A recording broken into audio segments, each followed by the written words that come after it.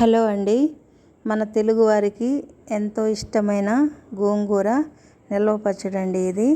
నేను మన ఛానల్లో అనేక రకాలుగా పెట్టున్నానండి. అంటే గోంగూర పప్పు, గోంగూర చికెను, మామూలుగా గోంగూర పచ్చళ్ళు ఇలాంటివి పెట్టున్నాను. కానీ నిల్వ పచ్చడి అయితే ఇదే ఫస్ట్ టైం అన్నమాట. చాలా టేస్టీగా ఉంటుందండి. కొంచెం శ్రద్ధ పెట్టి చేసుకోవాలంతే. నేనైతే 2 కట్టల గోంగూరతో చేసినాను. ఇది మామూలుగా తెల్ల గోంగూర అన్నమాట. 2 రకాల గోంగూరలు ఉంటాయండి. ఇదైతే తెల్ల గోంగూర అన్నమాట. తెల్ల గోంగూర కాస్త పులుపు తక్కువగా ఉంటుంది. ఎర్ర గోంగూర అయితే కాస్త పులుపు ఎక్కువగా ఉంటుంది, అంతే తేడా. తర్వాత దీన్ని శుభ్రంగా కడుక్కోవాలండి. 3 సార్లు కడిగాను నేనైతే. 2 సార్లు మామూలు వాటర్తో, ఒకసారి మనం తాగే నీళ్ళు ఉంటాయి కదా, ఆ వాటర్తో కడుక్కోవాలి. ఇది ఎక్కువ రోజులు నిల్వ ఉండాలంటే మన శుభ్రత మీదే ఆధారపడి ఉంటుందండి. నీట్గా కడుక్కొని బాగా నీడ పట్టుని ఆరబెట్టుకోవాలి. గోంగూర ఆరే లోపల మనం ఇవన్నీ దీనికి కావాల్సిన పదార్థాలన్నీ రెడీ చేసుకుందాం.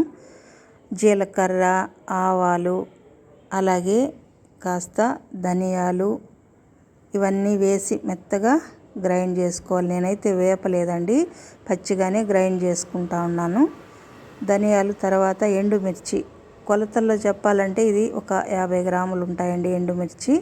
నేను మా ఇంట్లో వాళ్ళు ఎలా అయితే ఎంత కారం తినగలరో అంత వేశాను.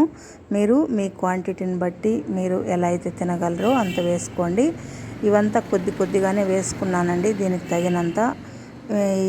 మెంతులు కూడా ఎక్కువ లేదండి, ఒక 2 స్పూన్లు ఉంటాయి. ఆవాలు కానీ జీలకర్ర కానీ ఇవంతా ఒక 2 స్పూన్లు వేసుకున్నాను అన్నమాట.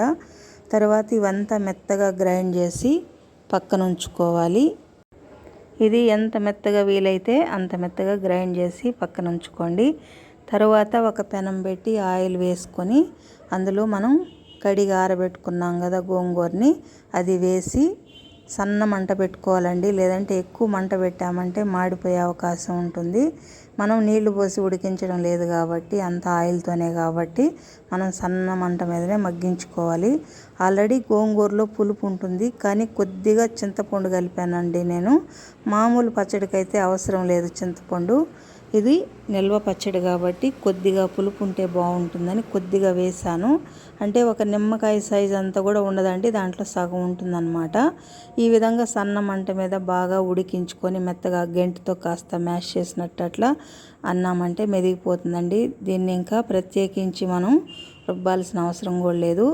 బాగా ఉడికిపోతుంది అన్నమాట. ఆకుకూరే గనక మెత్తగా ఉడికిపోయింది. తరువాత మరొక పెనం పెట్టుకొని అందులో నూనె వేసుకోవాలి. నేనైతే వేరుశనగ నూనె వాడుతున్నానండి. ఇదైతే పచ్చళ్ళకి బాగుంటుంది అన్నమాట. అలాగే అందులోనే కాస్త ఆవాలు, జీలకర్ర వేసుకోవాలి.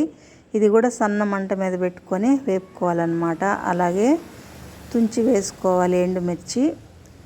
అలాగే కొద్దిగా మినప్పప్పు, వడపప్పు కూడా అందులోనే వేసుకోవాలి. తర్వాత అందులోనే కాసేపు వేగనిచ్చి కరివేపాకు కూడా అందులోనే వేసుకోవాలి కాస్త. తర్వాత మనం కచ్చాపచ్చాగా దంచి పెట్టుకున్న వెల్లుల్లిపాయలండి, కాస్త దాని క్వాంటిటీని బట్టి వేసుకున్నాను నేను. కొద్దిగా ఒక గుప్పెడు ఉంటాయి వెల్లుల్లిపాయలు వేసాను. అవి కూడా బాగా ఆయిల్లో మగ్గనివ్వాలి.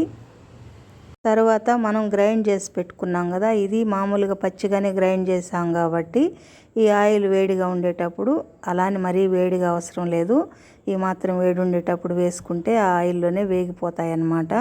అందులోనే కాస్త పసుపు, అలాగే కొద్దిగా ఇంగువ వేసుకోవాలి. ఇందులోనే మన రుచికి సరిపడా ఉప్పు కూడా ఈ టైంలోనే కలుపుకునేయాలి.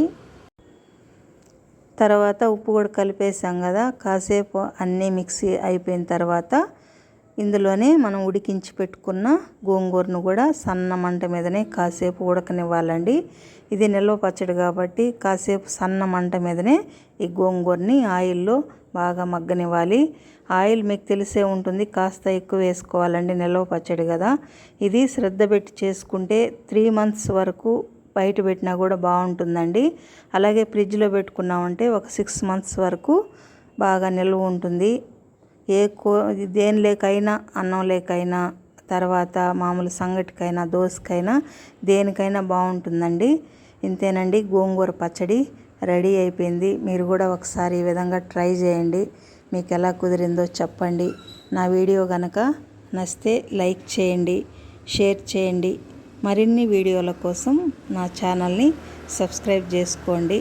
చెప్పడం మర్చిపోయానండి. అందరికీ రాఖీ పౌర్ణమ శుభాకాంక్షలు అండి. అందరికీ, నా మిత్రులకి, శ్రేయోభిలాషులకి అందరికీ ఓకే అండి. Thank you for watching.